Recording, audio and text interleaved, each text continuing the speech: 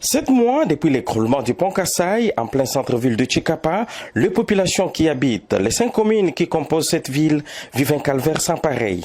Les agents de la fonction publique, les femmes marchandes, les élèves, les étudiants, médecins, infirmiers et bien d'autres personnes sont obligés chaque jour qui passe de traverser cette rivière et c'est à bord des pirogues motorisées, pirogues à pagaille, et canons rapides qui n'offrent aucune mesure de sécurité en matière de transport maritime avec tout ce qu'il y a comme risque en cas de naufrage.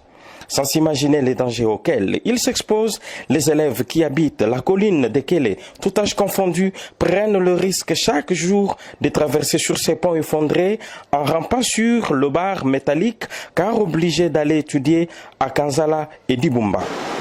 On m'appelle Mwamba Chamala, élève finaliste à l'Institut Gédéon D.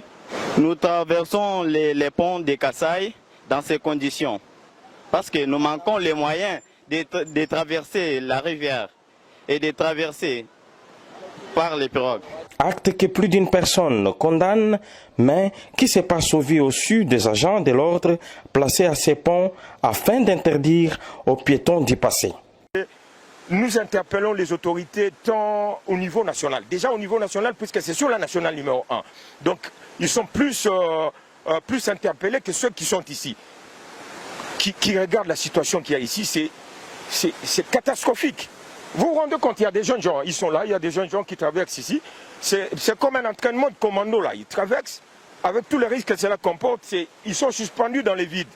Et les autorités provinciales qui s'occupent, ils connaissent les mécanismes qu'il faut faire pour interpeller ceux de Kinshasa, pour que le pont soit réhabilité, juste cette tronçon. Enfin, ce n'est pas tout le pont qui est effondré, mais c'est juste un tronçon. Mais si on peut réhabiliter cette tronçon, je crois qu'on soulagerait pas mal de gens.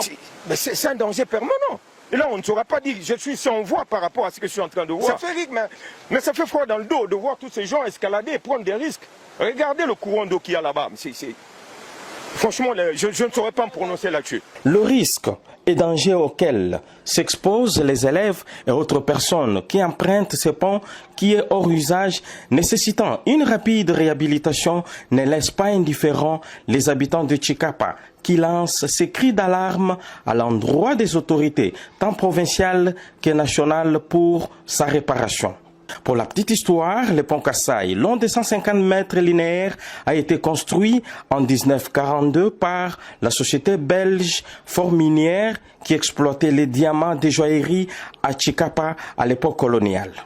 Nous nous sommes rendus ici au moment où les enfants doivent traverser de part et d'autre, ceux-là qui quittent Kélé pour aller au centre-ville et ceux qui quittent les centres-villes pour se rendre à Kélé afin d'étudier. Mais regardez le risque auquel ces enfants sont en train de s'exposer et c'est chaque jour qui passe. Depuis le pont Kassaï, Franklin Claire Kalombo, Wabatanda, Isidore Nkaya, RTNC.